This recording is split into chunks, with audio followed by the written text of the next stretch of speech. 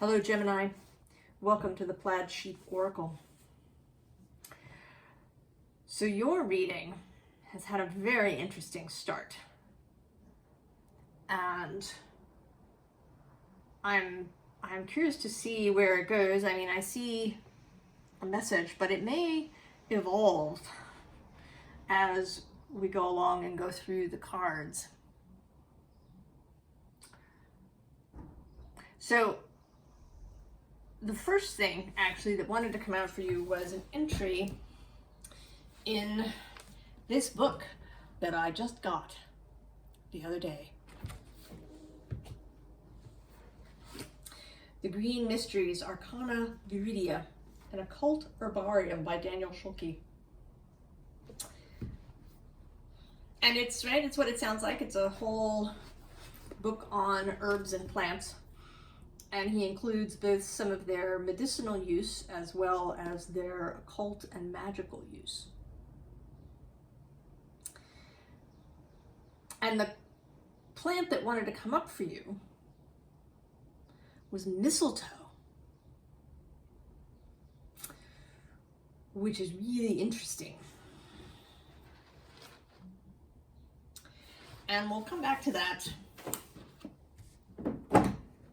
in a little bit.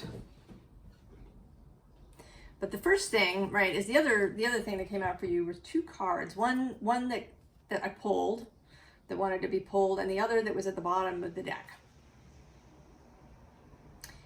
And the card that wanted to be pulled is this hummingbird card. And then the card at the bottom of the deck that also clearly wanted to come out was this magic card. This may be my favorite card in this deck, certainly in the top 3.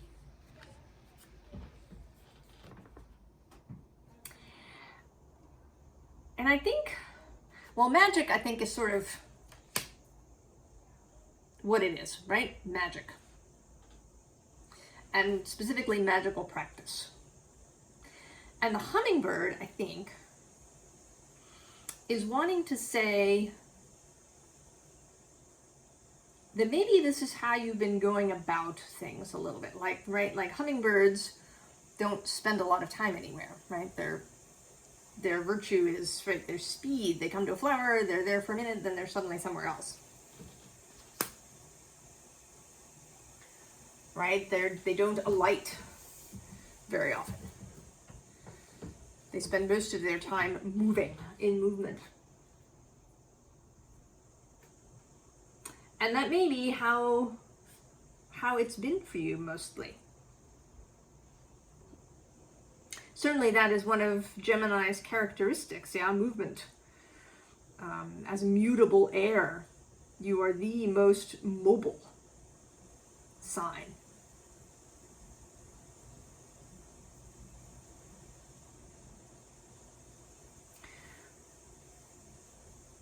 But I think you're being asked, there was a previous reading that I did where you were being asked to choose something. And I think we're sort of coming into that more specifically.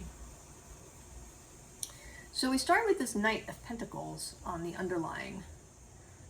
And I see him as, not as arriving, but as waiting for you, Gemini.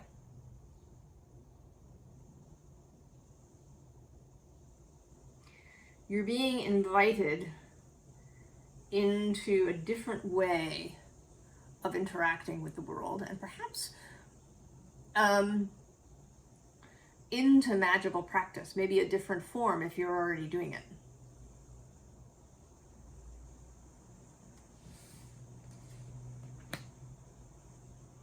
A more earthy, more physical practice.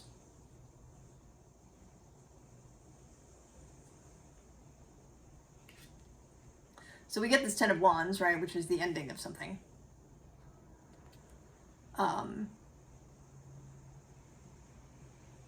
Right, the dropping of a burden, the ending. Here, it's like the ending of a battle, a little bit, right? All the corpses are there, heads on poles.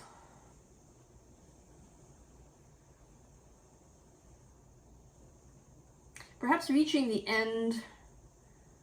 Now you've come to a place where the way that you've been working is no longer working. The way that you've been moving through the world, and perhaps how you've been approaching magical practice is no longer working for you.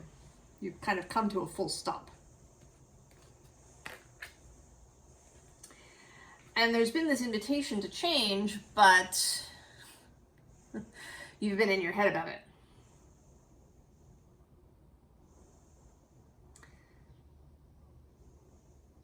Feeling trapped, perhaps by beliefs, conscious or subconscious.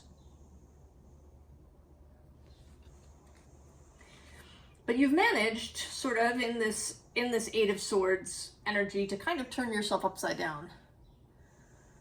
To go into a kind of voluntary stasis. Right? Instead of sort of being trapped, you've been examining your thoughts.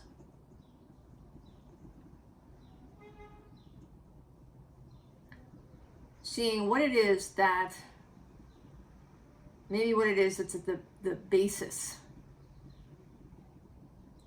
of your fears, of your blocks.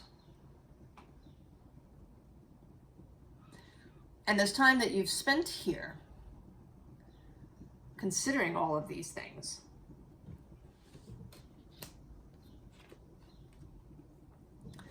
has led you here. And this is the Four of Wands, but I think it's less about them than it is about that phoenix that's flying across the top of the card.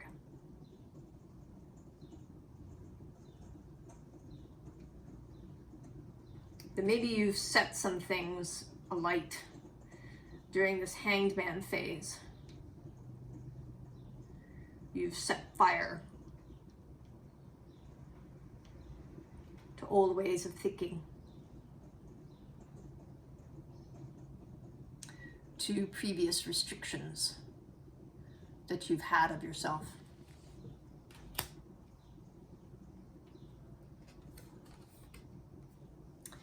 And so here you are, I think, right, in your dual nature. Mischievous, right? One can see these two are clearly planning some sort of mischief together.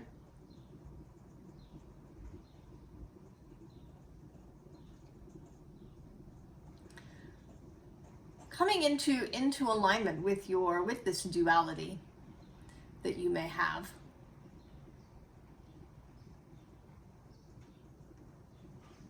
It can certainly be an advantage to be able to see multiple perspectives and see things more than one way, but sometimes it can also leave you spinning, right? Unable to make a choice or make a move because you're, forever flitting back and forth. I knew a Gemini who could have an entire argument with himself.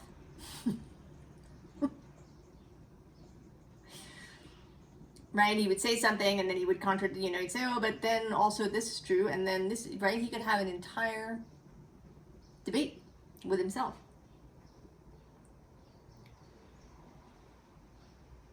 Especially if he had any coffee. Speed him up. But now you are finding ways to come together.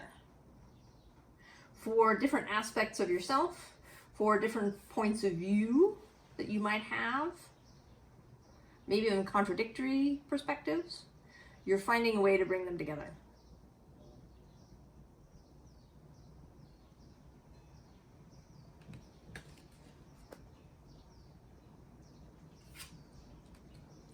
And here we have this Ace of Wands. I think you've seen what it is that you want.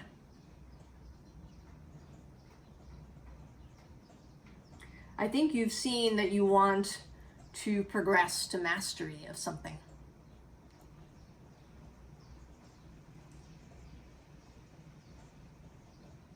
And that to do that, you kind of have to make a choice, right?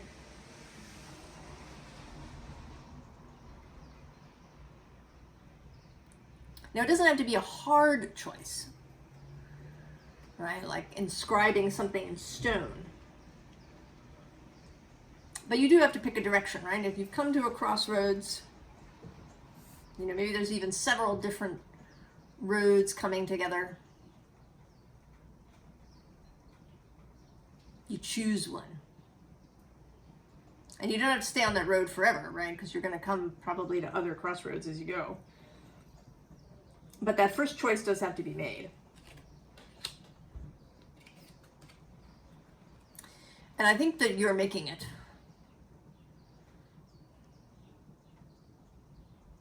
You've come to a decision about how you want your life to be and who you want to be in it.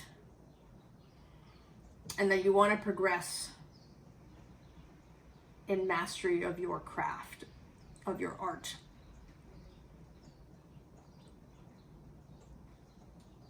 And there is this strong flavor, right, of magic, of being a magic practitioner, a magic user. Now, it might not be just that. There may be other ways in which, right, other crafts that someone watching this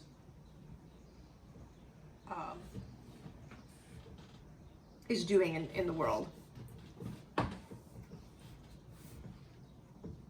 But magic is certainly coming through strongly.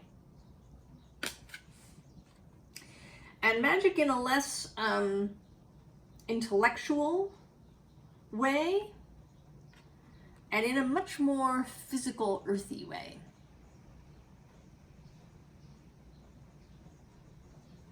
Right? You know, if one thinks of different types of magical practice, certainly a kind of high magic, you know, involving lots of ritual, hermetic magic often involves reciting a particular ritual with, you know, while making signs in the air. This has a very sort of Gemini feeling to it, right? The wizard in the tower, a kind of Saruman, if we want to say.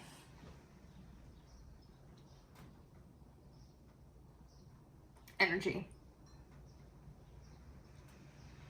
Or even Gandalf too, right? I mean, he has a staff, but right, there's a very sort of air quality. But I think you're finding that you are beginning to have an interest, perhaps, in a much more earthy kind of practice. More Radagast, the brown, than Gandalf the white.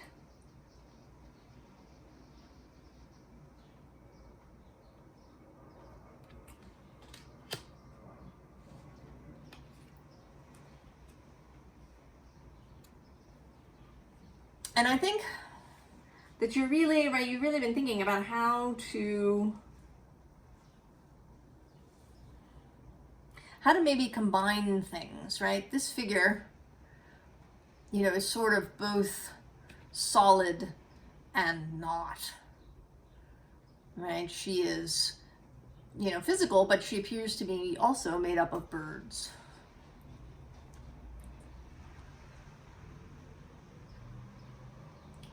Kind of earthy and Aryan at the same time, as is this sea spirit.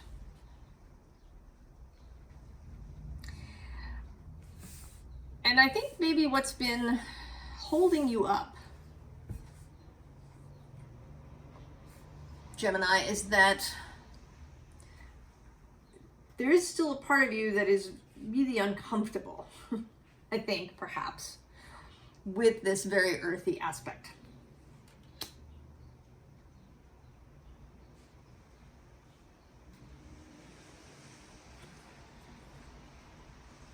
So the next underlying is death, and under death is beginnings. So a transformed beginning, something that does not, right, that's completely different from what came before.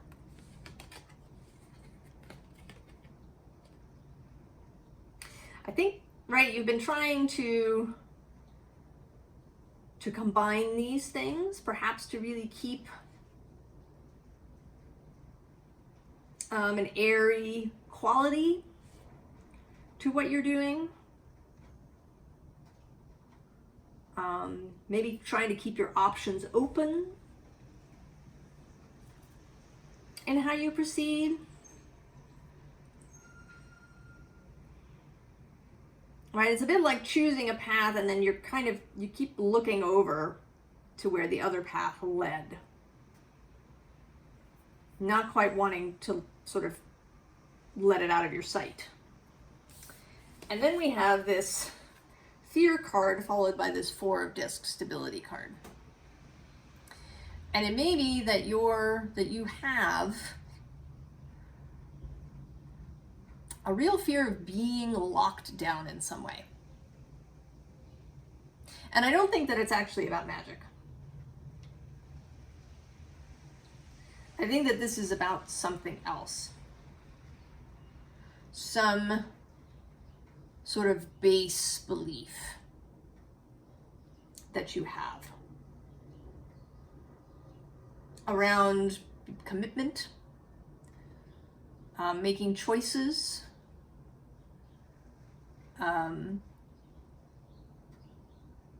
right? Something that may go back a long way, back into your childhood.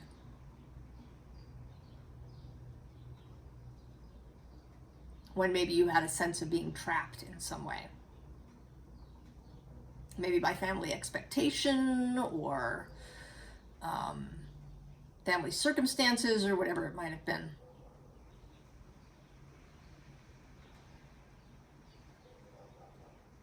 And now it's showing up here.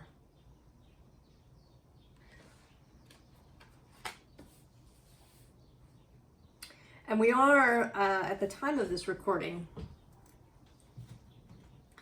in the eclipse gateway.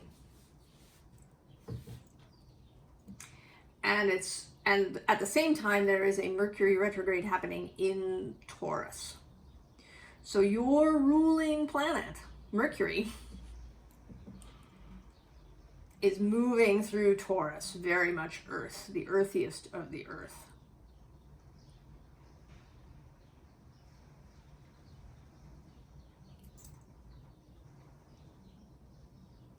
Right? Perhaps asking us all to reconsider the role of Earth, the role of stability, the role of resources, how we see these things.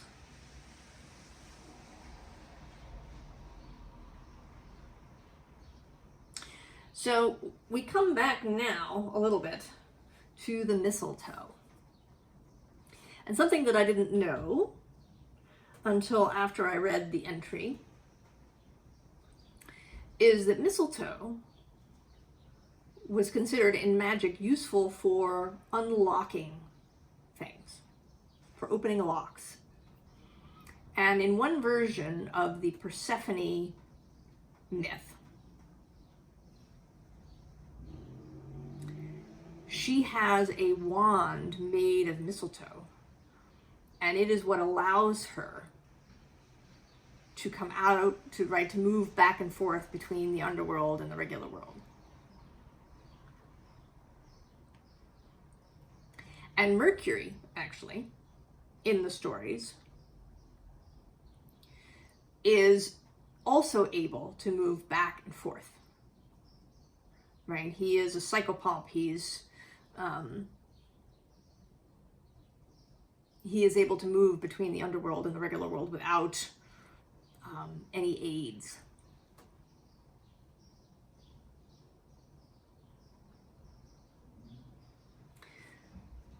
So this idea that we may have, right, that we have a key if we would but see it. That we have a key to allow us to move back and forth through different kinds of spaces, and also to see reality differently.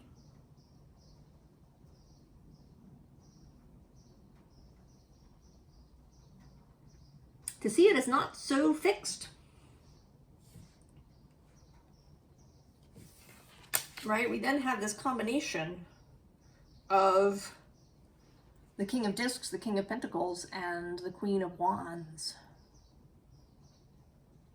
Power and vibrancy.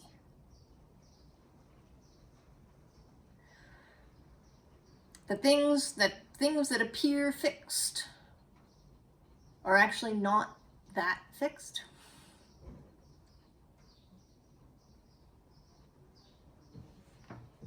That you don't have to fear being pinned down, right? Like a butterfly to a board. Gemini.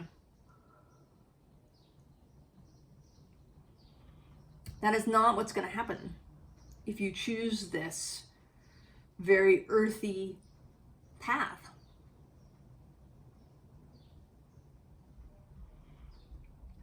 Right? That may involve really working with physical elements, right? With herbs, with stones, with water,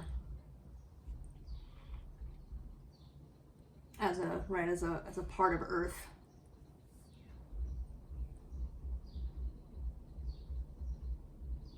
That when you combine these things with mind and intellect and imagination, they can take you to a whole new place that you didn't expect.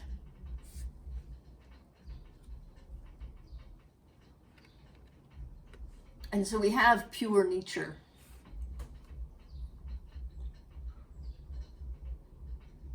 Right? Consider your nature and consider the whole of yourself.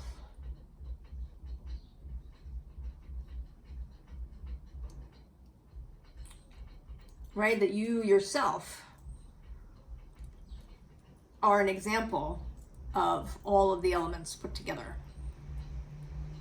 And that you are not fixed or static, right?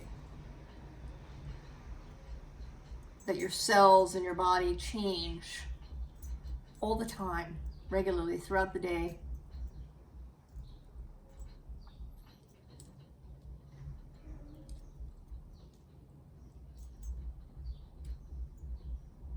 And that, right, that matter and energy are not actually two sides of a coin. They are mixed together.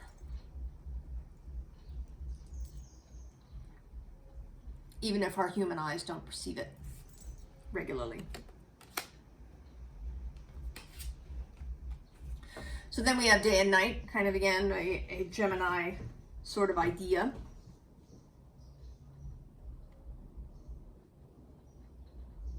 And this may be right about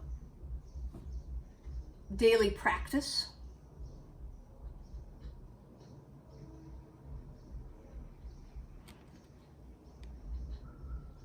As well as about seeing, right? Seeing with sunlight and seeing with moonlight. Things can look very different by each of those lights.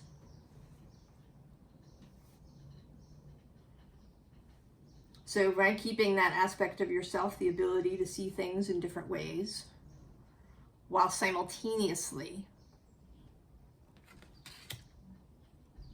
making this commitment.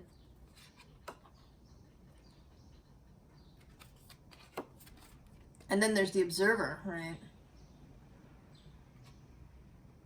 Right? Watch what happens. See what happens if you make this choice. Really make this commitment. And also, as observer, to observe right, the environment around you. Keep your eyes open. And this is also, right, can you hear me, right? Eyes and ears and senses open to messages that may arrive less in a mental way and more in a physical way. Right? Watching the flights of birds and the growth of plants. Learning more about trees. You know, I learned something interesting.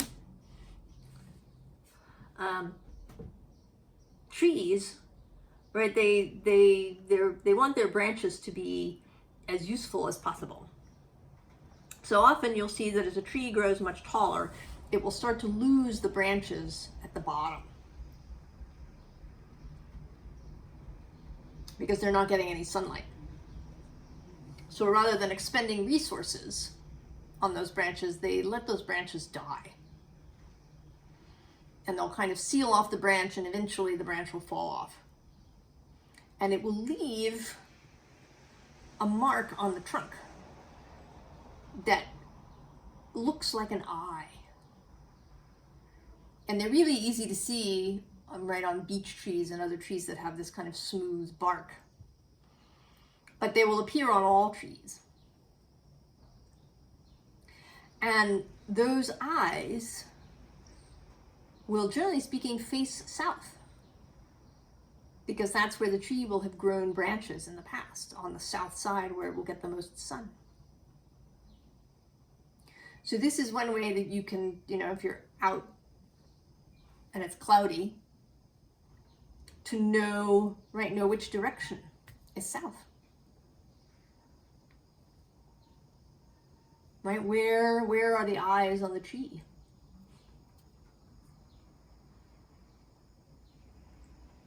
So totally, right? So there's these ways, physical ways, information coming in physically, and maybe right through touch, through taste, through smell.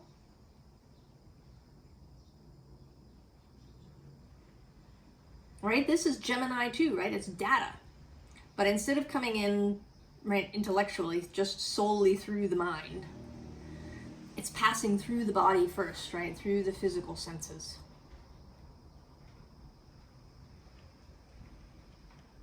So by expanding yourself, by entering this physical, very physical, earthy world, you can expand your possibility to know and understand. So, advice. Two of Wands underneath, right? Choices. Choosing at the crossroads. And the Page of Pentacles is underneath. The student. Choosing to learn. Choosing to learn something new. All right, and King of Pentacles repeats. Right, and here he's sort of mobile, right? He's got his, you know, his box there that he's carrying around with him, but he's not stuck, right? He's not rooted to the ground.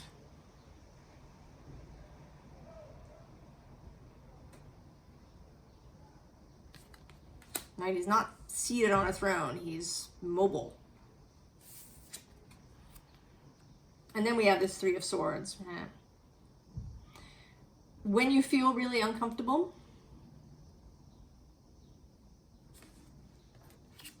and then Seven of Wands, right? When things look a little scary, right? Entering this forest.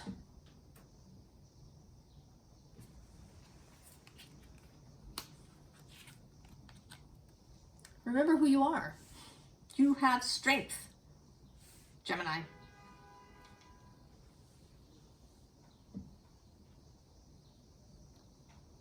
You have strength and power. And you are not alone. I mean, not only do you have all your own experience and skills, and resilience and wisdom and information, but you have the life force. Right? You have this trio, actually, right? The King of Pentacles, the Queen of Wands, and this Knight of Pentacles.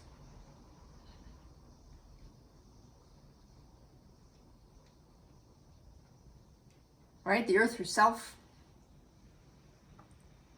the life force,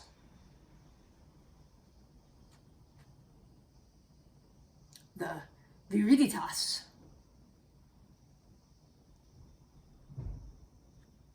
that greening force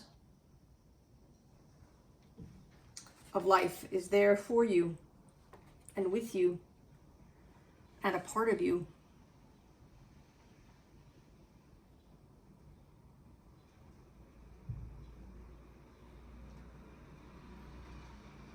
So I feel as if a Virgo's reading had this flavor of fire magic.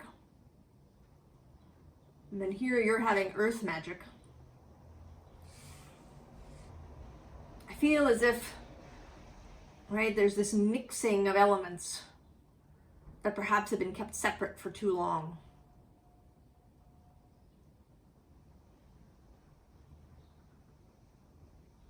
An ending to strict delineations of anything.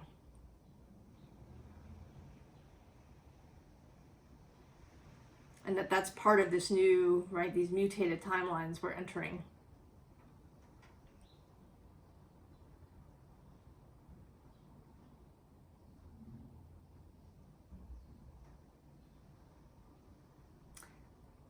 Is that each element has its virtues, but they can all work together.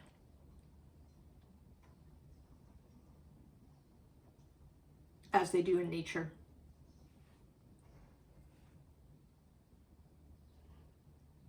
So I'm excited for you, Gemini, for this shifting magical practice.